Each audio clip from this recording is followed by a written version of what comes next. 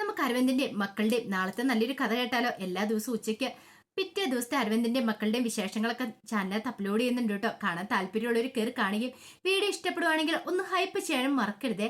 അങ്ങനെ നാളത്തെ കഥയില് വിനീത് ഗംഗയെ കാണാനായിട്ട് വീട്ടിലേക്ക് വരുന്നുണ്ട്. അപ്പൊ ഗംഗ ബ്ലൗസിനൊക്കെ പിടിപ്പിക്കാൻ വേണ്ടിയിട്ട് കുറച്ച് സാധനങ്ങൾ വാങ്ങാൻ പറഞ്ഞിട്ടുണ്ടായിരുന്നു. അങ്ങനെ വന്നു കഴിഞ്ഞപ്പോഴത്തേനും നിള എന്ത് ചെയ്തു? വിനീതിനെ കൂട്ടിക്കൊണ്ട് ആ പുതിയതായിട്ട് അവർ ഡെക്കറേറ്റ് ചെയ്ത ആ മുറിയിലേക്ക് കൊണ്ടുപോവാണ്. ആ സമയം ഗംഗ മുറിയിലുണ്ടായിരുന്നു. ആ മുറി കണ്ടു കഴിഞ്ഞപ്പോൾ വിനീത് ചോദിച്ചു, ആഹാ ഇത് അത്ഭുതമായിരിക്കുന്നല്ലോ, ഇതെന്താ ഭയങ്കര സെറ്റ് ആയിട്ടാണല്ലോ എന്ന് പറഞ്ഞു. അപ്പോഴേക്കും ഗംഗ പറഞ്ഞു, അതെ ഈ വീട്ടിലെ 2 മുറി ഞങ്ങൾ ഹോം സ്റ്റേ ആക്കാൻ തീരുമാനിച്ചെന്ന് പറഞ്ഞു. ഹോം സ്റ്റേയോ? അതെ, ഒരു വരുമാന മാർഗം ആകട്ടെ എന്ന് കരുതി വിനീതേട്ടാ. വിനീത് പറഞ്ഞു, ആഹാ അത് നല്ല കാര്യമുള്ളതെന്ന് പറഞ്ഞു. അപ്പോഴേക്കാണ് ശാരദ അങ്ങോട്ടേക്ക് വരുന്നത്. ശാരദ വന്നിട്ട് പറഞ്ഞു, ഇവരോട് എത്ര പറഞ്ഞാലും തലയിലേക്ക് കയറത്തില്ല, കണ്ടില്ലേ കാണിച്ചു കൂട്ടി വെച്ചിരിക്കുന്നേ. അയ്യോ അമ്മായി ഇതൊരു നല്ല കാര്യമല്ലേന്ന് ചോദിച്ചു. നല്ല കാര്യമോ? അമ്മായി ഇവിടെ അടുത്ത സ്ഥലങ്ങളിലൊക്കെ ഇങ്ങനെയുണ്ട്, ഹോം സ്റ്റേ ഉണ്ട്, വീടിനോട് ചേർന്ന് ഹോം സ്റ്റേ ഉണ്ട്, അതൊരു വരുമാന മാർഗമല്ലേന്ന് ചോദിച്ചു. അതെ മോനെ, അവിടെയൊക്കെ എന്ന് പറഞ്ഞിട്ടുണ്ടെങ്കിലേ ഇത്ര ഇങ്ങനെ പെൺകുട്ടികളായിരിക്കില്ല. ഇത് കണ്ടോ, 4 പെൺകുട്ടികളും ഞാനും അമ്മയും കൂടെയാ ഇങ്ങനെ ഹോം സ്റ്റേ നടത്തിക്കൊണ്ട് പോവാന്ന് പറഞ്ഞാല് അതിനെന്താ അമ്മയെ കുഴപ്പം? പെൺകുട്ടികളാണെങ്കിൽ എന്തെങ്കിലും പ്രശ്നമുണ്ടോ? അതല്ല മോനെ, ആൾക്കാരൊക്കെ എന്ത് പറയും? എന്ത് പറയാനായിട്ടാ? നമ്മൾ നല്ലവണ്ണം തന്നെ ജീവിക്കണം, അല്ലാതെ ഈ പറയുന്ന ആൾക്കാർ ആരെങ്കിലും നമുക്ക് ചെലവിന് കൊണ്ടു തരുമോ? ഇല്ലല്ലോ. നമ്മൾ നല്ല രീതിയിൽ ജീവിച്ചാൽ മാത്രം മതി എന്ന് പറഞ്ഞു. പിന്നീട് ശാരദ ചോദിച്ചു, അല്ല മോനെ അത് വാങ്ങിയോന്ന് ചോദിച്ചു. ആ വാങ്ങിയെന്ന് പറഞ്ഞു. അപ്പോഴേക്കും ഗംഗ ചോദിച്ചു, എന്താ അമ്മയെന്ന് ചോദിച്ചു. ഞാനേ ഇവനോട് തലവേദനയ്ക്ക് ഗുളിക മേടിക്കാൻ പറഞ്ഞിട്ടുണ്ടായിരുന്നു, ഇന്നലെ രാത്രി മുഴുവൻ തലവേദനയായിരുന്നു പറഞ്ഞു. എന്നിട്ട് അമ്മ പറഞ്ഞില്ലോ. ഓ നിന്നോടൊക്കെ പറഞ്ഞിട്ട് എന്താവാനാ, നീ പോയി ഗുളിക മേടിച്ചോണ്ട് തരുമോന്ന് ചോദിച്ചു. അല്ല തലവേദനയുടെ കാര്യം പറഞ്ഞില്ലോന്നാ പറഞ്ഞേ. ആ അതിന് ഇങ്ങനെയൊക്കെ ഉണ്ടാവും തലവേദന, അത് പെട്ടെന്നൊന്നും മാറാനൊന്നും പോകുന്നില്ല എന്നും പറഞ്ഞിട്ട് ഇതൊന്ന് കഴിക്കട്ടെ എന്ന് പറഞ്ഞിട്ട് ഗുളികയും വാങ്ങിക്കൊണ്ട് ശാരദ അങ്ങോട്ട് പോയി. ആ സമയത്ത് വിനീതി ചോദിച്ചു, അല്ല ഹോം സ്റ്റേയുടെ പേരെന്താ, പേരിട്ടോന്ന് ചോദിച്ചു. നിള പറഞ്ഞു, പേരിട്ടില്ല എന്ന് പറഞ്ഞു. ആ പിന്നെന്ത് ചെയ്യും, പേരിടണം. ഒരു കാര്യം ചെയ്യാം, ആ ഫോൺ ഇങ്ങനെ വിനീതേട്ടാ ഞാനേ കാവേരി ചേച്ചി ഒന്ന് വിളിച്ചു നോക്കട്ടെ എന്ന് പറഞ്ഞു. അങ്ങനെ വിനീതിന്റെ ഫോൺ വാങ്ങി കാവേരിയെ വിളിക്കുകയാണ്. കോൾ എടുത്തിട്ട് കാവേരി ചോദിച്ചു, എന്താ വിനീതേട്ടാന്ന് ചോദിച്ചു. അതെ വിനീതണ്ണല്ല, ഞാൻ നിളയാന്ന് പറഞ്ഞു. ആ നിളമോളാണോ, എന്താ കാര്യം? വിനീതേട്ടൻ ഇവിടെ വന്നു കഴിഞ്ഞപ്പോഴേ റൂമൊക്കെ കാണിച്ചു കൊടുത്തു. വിനീതേട്ടനും ഇഷ്ടപ്പെട്ടു, പക്ഷെ പേര് വെച്ചിട്ടില്ലല്ലോ, എന്ത് പേരുണ്ടോന്ന് അറിയത്തില്ല, അതാ കാവേരി ചേച്ചിയെ വിളിച്ചെന്ന് പറഞ്ഞു. ശരിയാണല്ലോ, പേര് വേണമല്ലോ അല്ലേ, അതിനിപ്പോ എന്ത് പേരിടും? ഒരു കാര്യം ചെയ്യാം, നമുക്കേ നൈറ്റ് തീരുമാനിക്കാം എന്ത് പേര് വേണമെന്ന്, നമുക്ക് ആലോചിച്ച് തീരുമാനിച്ചു ഒരു പേരിടാന്ന് പറഞ്ഞു. ശരിയെന്ന് പറഞ്ഞു. അങ്ങനെ കോള് കട്ട് ചെയ്തിട്ട് നിങ്ങൾ ആ കാര്യം പറയുന്നുണ്ട്. അപ്പോഴേക്കും വിനീത് പറഞ്ഞു, ഗംഗ കോട്ടേജ്, അത് നല്ലതായിരിക്കുമല്ലേ ആ പേര്? ആഹാ അങ്ങനെ ഇപ്പൊ ഗംഗ കോട്ടേജ് ഒന്നും വേണ്ട, അപ്പൊ നിള കോട്ടേജ് ആണ്, എന്താ പ്രശ്നം? അങ്ങനെ ഒടുവിൽ അടിയായി. അപ്പോഴേക്കും വിനീത് പറഞ്ഞു, അയ്യോ വേണ്ടായേ, നിനക്ക് ഇഷ്ടമുള്ള പേരിടാ, അത് പിന്നെ ആലോചിച്ച് തീരുമാനിച്ചൊരു പേരിട്ടാ മതി എന്നൊക്കെ പറഞ്ഞു. അതിനുശേഷം വിനീത് എന്ത് ചെയ്തു, തൻ്റെ കയ്യിലിരുന്ന ബ്ലൗസിന് വെക്കുന്ന സാധനങ്ങളൊക്കെ എടുത്ത് കൊടുക്കുകയാണ്. അതെല്ലാം നോക്കി കഴിഞ്ഞപ്പോഴത്തേനും ഗംഗയ്ക്ക് ഇഷ്ടപ്പെട്ടു. അല്ല ഇത് എവിടുന്നാ വിനീതേട്ടാ വാങ്ങിയത്, ഇവിടെ അടുത്തെങ്ങും ഇല്ലായിരുന്നു. പിന്നെ എൻ്റെ ഒരു ഫ്രണ്ട് ടൗണിൽ പോയി കഴിഞ്ഞപ്പോഴത്തേനും അവനോട് ഞാൻ വാങ്ങിച്ചുകൊണ്ട് വരാൻ പറഞ്ഞു. അല്ല ഇതിന് എത്ര രൂപയായി? ഓ ഇനിയിപ്പോൾ പൈസ തരാൻ വേണ്ടിയിട്ടായിരിക്കുമല്ലേ, ഒരു കാര്യം ചെയ്യാം, വീടിൻ്റെ ആധാരം പണയം വെച്ച് പൈസയൊക്കെ തന്നേക്കാൻ പറഞ്ഞു. അത് കേട്ടപ്പോൾ ഗംഗ പറഞ്ഞു, എന്നാലും വിനീതേട്ടാ ഞാൻ ബുദ്ധിമുട്ടിപ്പിച്ചാന്നോർത്തല്ലേ ഇരിക്കണേ, അതിന് മാത്രം പണമൊന്നും ആയിട്ടില്ല, അതുകൊണ്ട് ആ കാര്യം ഓർത്തിട്ട് ഗംഗ വിഷമിക്കണ്ട എന്ന് പറഞ്ഞു. ആദ്യം കാര്യം നടക്കട്ടെ എന്ന് പറഞ്ഞു. പിന്നീട് കാവേരി തന്നെ ജോലി ചെയ്തുകൊണ്ടിരിക്കുന്ന സമയത്ത് നിവിൻ അങ്ങോട്ട് വന്നു. അങ്ങനെ കുറെ ഫോട്ടോസുകളൊക്കെ എടുക്കുന്നുണ്ട്. ആ സമയത്താണ് ആസിഫ് വരുന്നത്. ആസിഫ് ഇത് കണ്ടു. ഓഹോ അപ്പൊ എന്റെയും കൂടെ കുറച്ച് ഫോട്ടോസ് എടുക്കാൻ പറഞ്ഞ് കുറച്ച് പോസ് ചെയ്യുവാണ്. അങ്ങനെ കുറച്ച് ഫോട്ടോസ് എടുത്തു കഴിഞ്ഞപ്പോൾ ആസിഫിനോട് പറഞ്ഞു, എടാ നിന്റെ ഫോട്ടോസ് ഇനി എടുക്കണം, നീ ഒരു കാര്യം ചെയ്യണം, എന്നെ കുറിച്ച് നല്ലത് പറയണമെന്ന് പറഞ്ഞു. അതിനെന്താ, നീ നല്ലൊരു ഫോട്ടോഗ്രാഫർ അല്ലേ, അതിങ്ങനെ പതുക്കെ പറഞ്ഞിട്ട് കാര്യമില്ല, അവളും കൂടെ കേൾക്കാൻ പാകത്തിന് നല്ല ശബ്ദത്തിൽ ചെന്ന് പറ, അവളെ ഒന്ന് ഇമ്പ്രസ് ചെയ്യിക്കാൻ പറഞ്ഞു.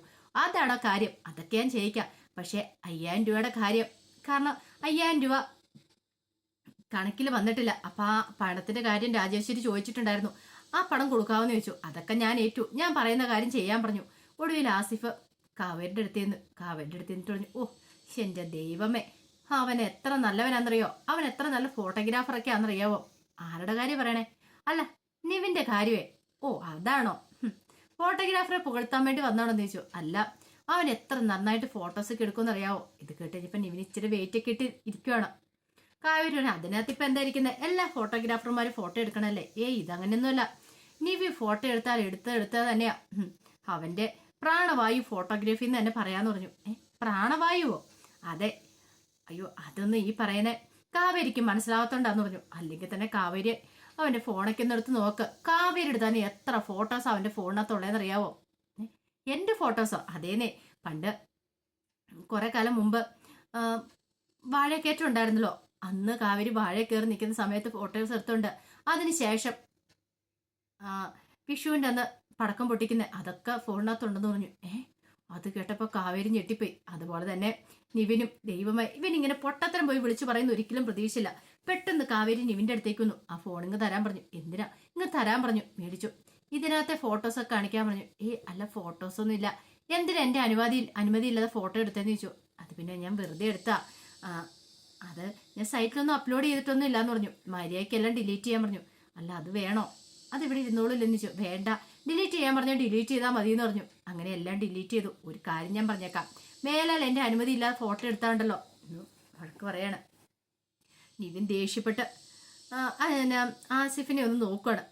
കുറച്ച് കഴിഞ്ഞപ്പോൾ കാവേരി പോയിട്ട് ഇറങ്ങുന്ന സമയത്ത് നിവിൻ പറഞ്ഞു, ഞാൻ കൊണ്ടുവിടാം, സന്ധ്യ സമയം ആയില്ലേന്ന് പറഞ്ഞു. അതൊന്നും സാരില്ല. അതെ, പോകുന്ന വഴിക്ക് പ്രേതത്തിന്റെ ശല്യം കിടന്ന് അറിയാൻ കഴിഞ്ഞ്. സാരമില്ല, പ്രേതം ഞാനും കൂടെ ഒരുമിച്ച് പോയിക്കോളാം, എനിക്ക് പ്രേതത്തിന് ഒരു ഭയമില്ലെന്ന് പറഞ്ഞിട്ട് കാവേരി അങ്ങോട്ട് പോയി. അതും ചീറ്റിപ്പോയി. എന്ത് ചെയ്യാൻ പറ്റും? അവളുടെ കൂടെ അവിടം വരെ ഒന്ന് പോവായിരുന്നു. ആ ചാൻസ് ആണ് മിസ്സായത്. ഇനിയിപ്പൊ പറഞ്ഞിട്ടും കാര്യമില്ലല്ലോ. അങ്ങനെ വൈകുന്നേരമായി കഴിഞ്ഞപ്പോ കാവേരിയും ഗംഗയും യമുന നില എല്ലാരും കൂടെ ചേർന്ന് ഞങ്ങളുടെ പുതിയ കോട്ടേജിന്റെ പേര് നോക്കണം. ഒരു പേര് സെറ്റ് ആവുന്നില്ല. കുറെ പേരൊക്കെ കണ്ടുപിടിച്ചാലും ഒന്നും അങ്ങോട്ട് ശരിയാവുന്നില്ല. ഇനിയിപ്പൊ എന്ത് പേരിടൂന്ന് ചോദിച്ചു. അത് ശരിയാ, ഒരു കാര്യം ചെയ്താലോ, നമുക്ക് അരവിന്ദൻ ഹോം സ്റ്റേ എന്നിട്ടാലോ? അത് ശരിയാകത്തില്ല. അരവിന്ദൻ കോട്ടേജ് അത് ശരിയാകുന്നില്ല. എന്നാ ഒരു കാര്യം ചെയ്യാം, ശാരദ കോട്ടേജ് ആണെങ്കിലോ? അത് ശരിയാകുന്നില്ല. അപ്പോഴേക്കും നില പറഞ്ഞു, എന്നാ ഒരു കാര്യം ചെയ്യാം, അമ്മയോട് ഇപ്പൊ തന്നെ ഞാൻ പറയാം, അമ്മയുടെ പേര് കൊള്ളില്ല എന്ന്. എടി അവിടെ മര്യാദയ്ക്ക് ഇരിക്കുക. ഇതെങ്ങാനും കേട്ടിട്ട് വേണം അമ്മ ഇനിയിപ്പം 10 രൂപ എടുത്തോണ്ട് ഇങ്ങോട്ടേക്ക് വരാനായിട്ട്. എന്നാ പിന്നെ രാധമ്മ കോട്ടേജ് എന്നിട്ടാലോ? അത് സെറ്റാകുന്നില്ല, ഒന്നും അങ്ങോട്ട് പിടിക്കുന്നില്ല. ഒടുവില് കാവേരി പറഞ്ഞൊരു കാര്യം ചെയ്യാം, ഗംഗാ കോട്ടേജ് അതെങ്ങനെയുണ്ട്? അത് കൊള്ളാം, സൂപ്പർ അല്ലേ എന്ന് ചോദിച്ചു. ഒന്ന് ഗംഗാ കോട്ടേജും ഒന്ന് നീള കോട്ടേജും. ഇപ്പൊ നമുക്ക് 2 റൂമല്ലേ ഉള്ളേ, 2 റൂമിന് നമ്മൾ തനിച്ചനുസരിച്ച് ഓരോ പേരിടാം. ആ പേര് ഇഷ്ടപ്പെട്ടോന്ന് ചോദിച്ചു. അപ്പൊ അവർക്കെല്ലാം ഇഷ്ടമായിരുന്നു. മൂത്ത ആളുടെ പേരും ഇളയാളുടെ പേരും. ഇനിയിപ്പം നമ്മൾ ഓരോരോ റൂം എക്സ്റ്റെൻഡ് ചെയ്ത് വരുന്നതനുസരിച്ച് ഈ വീട്ടിലുള്ള ഓരോരുത്തരുടെയും പേര് നമുക്ക് റൂമിന് കൊടുക്കാം. പക്ഷെ കോട്ടേജ് ഓക്കെ, പക്ഷെ നമ്മൾ പുറത്തൊരു നെയിം ബോർഡ് വെക്കണമല്ലോ, അതെന്താ കൊടുക്കേണ്ടതെന്ന് ചോദിച്ചു. അത് ശരിയാ.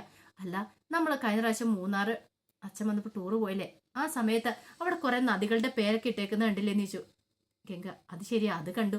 അങ്ങനെയാണെങ്കിൽ നമ്മളുടെ പേരും നദികളുടെ പേരിലെ അച്ഛനിട്ടിരിക്കുന്നത് ആ രീതി നമുക്ക് ഇട്ടാലോ? എന്തെന്ന്? അല്ല നദീന്നോ? നദീന്നൊരു സുഖമില്ലല്ലോ എന്ന് പറഞ്ഞു. അപ്പോഴേക്ക് യമുന പറഞ്ഞു, നദിയുടെ കൂടെ വേറെ എന്തെങ്കിലും ചേർത്ത് വേണം ഇടാന്. അപ്പോഴാണ് ഗംഗ പറയുന്നത്, ഒരു കാര്യം ചെയ്യാം, മഹാനദി എങ്ങനെയുണ്ട്?